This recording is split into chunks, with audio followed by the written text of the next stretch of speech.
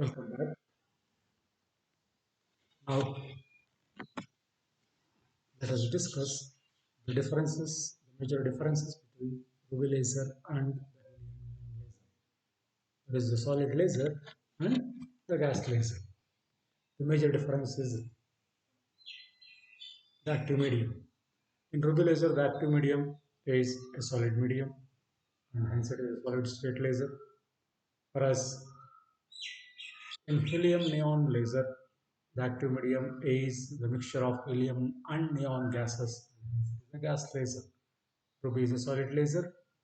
Helium neon laser is a gas laser. In Ruby laser, we make use of three energy level system. And it is a three energy level scheme laser. Whereas in case of helium neon laser, we had made use of four energy level scheme. That is F3, F4, F5, F6. In case of Ruby laser, the third difference is in case of Ruby laser, the optical pumping is difficult because of three level system. Since helium neon have four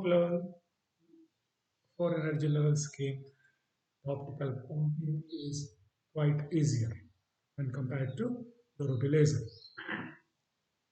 Whereas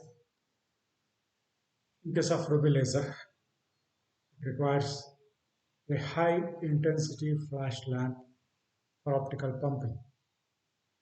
In order to achieve population inversion, each lasing system should require an optical pumping device. But in case of Ruby laser, the optical pumping device is xenon flash lamp, which requires very high energy. Whereas in case of helium neon laser, just 5 to 10 watts of power is sufficient for the generator generator to induce what is known as the discharge into that quartz tube. In Ruby laser, we get the output in the form of pulses, and hence it is called a pulsed laser, or the output will be in the form of spikes. Whereas in case of helium neon laser, the output will be continuous, and hence it is called a continuous laser. The output power of Ruby laser is very large. It is about 10 power 4 to 10 power 5 watt, and hence the intensity is more.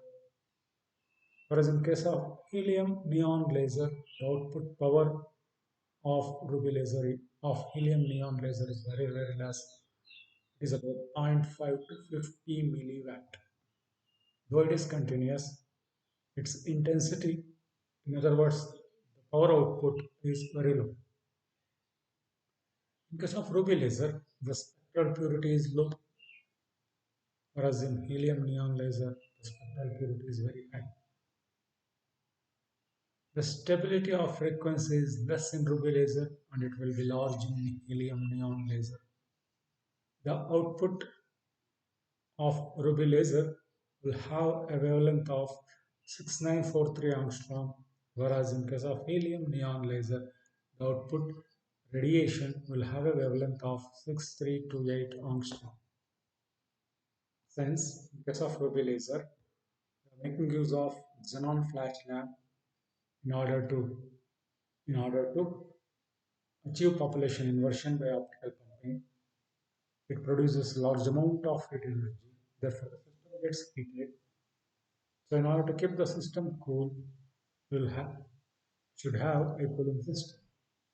Whereas in case of helium neon laser, as no heat is produced during optical pumping or during population inversion process, therefore no cooling system is required for helium neon laser. Next, we go we study the major applications of these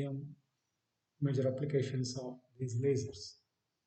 These lasers are used in the field of scientific research such as spectroscopy, material processing, the industries, photochemistry, laser cooling, nuclear fusion, microscopy.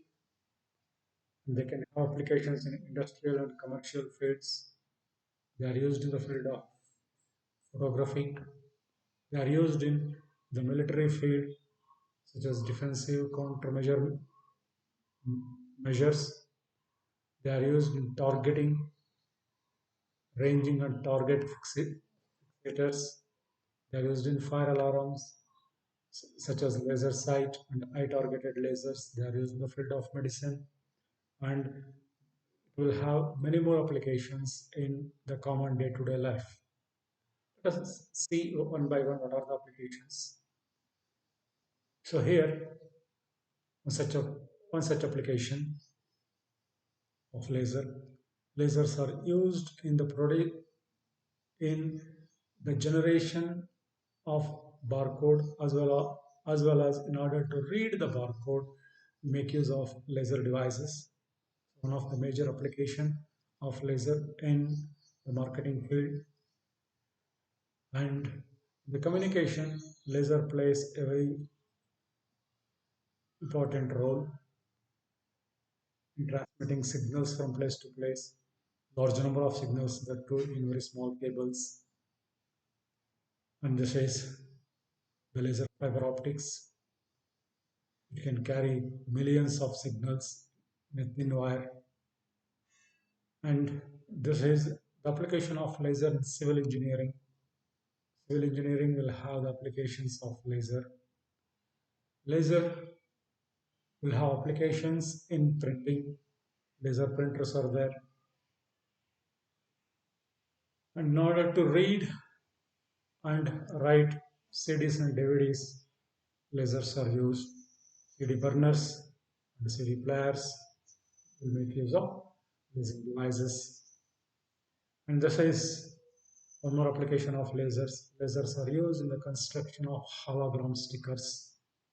The construction of hologram stickers. Lasers are used in the surveying, mining, and tunneling. So these are the few applications of lasers. Lasers can also be used in cutting, welding, drilling, etc. Lasers are also used in the material processing. Material processing. Lasers are used.